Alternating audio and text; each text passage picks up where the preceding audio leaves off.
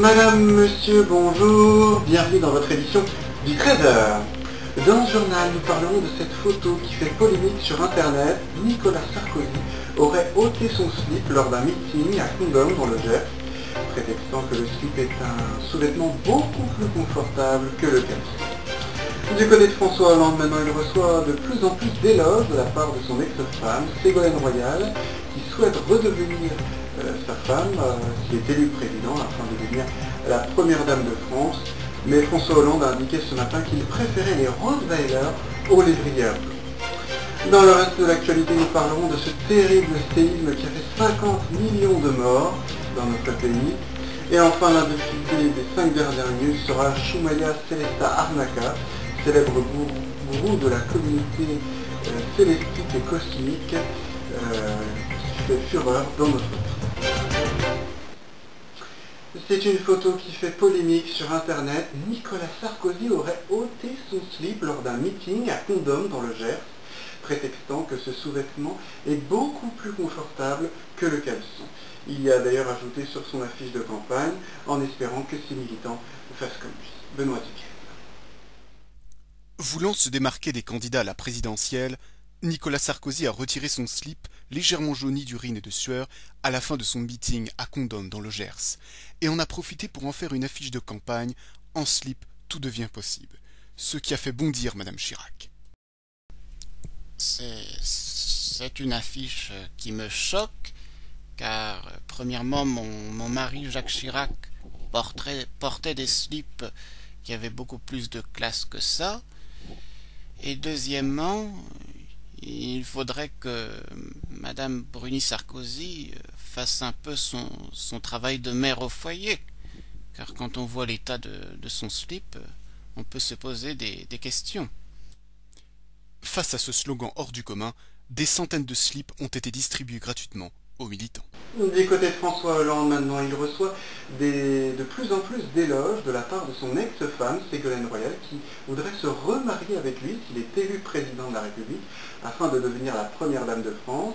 Mais François Hollande a indiqué ce matin sur RTL qu'il préférait les Rottweilers aux lévriers afghans. Ségolène Royal, qui était en larmes ce matin, n'hésitera pas à faire appel. J'ai vécu plusieurs années de bonheur avec Ségolène Royal, mais maintenant je suis avec Madame Rottweiler, donc maintenant je peux dire que je préfère nettement les Rottweilers aux lévriers afghans, oui. Oui, je l'aime toujours. Qu'est-ce que vous ressentez après les propos de François Hollande? Eh bien écoutez, je veux être la première dame de France, donc je vais me battre, mais...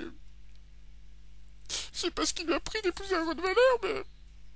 Je veux me battre. Vous allez faire appel? Oui, je vais faire appel. Je vais gagner. Enfin, j'espère. J'ai peur.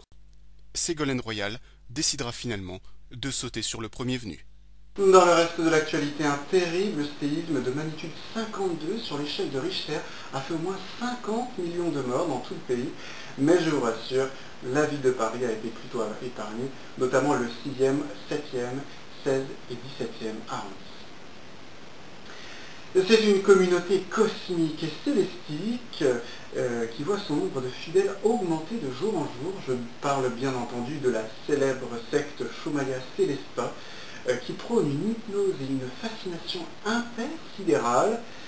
Notre invité des 5 dernières minutes, qui est le chef suprême gourou cosmique du cercle magnétique, Shumaya Celesta Arnaka, bonjour. Depuis quand date votre communauté?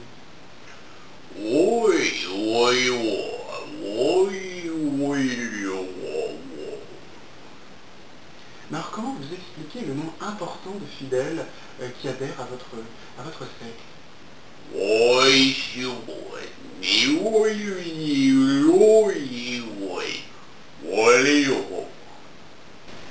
Mais vous n'avez pas peur que le gouvernement s'inquiète face à cette frénésie de la population?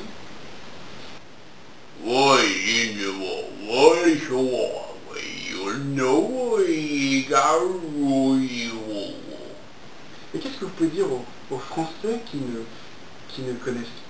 regardent et qui ne connaissent pas forcément votre secte? Oh,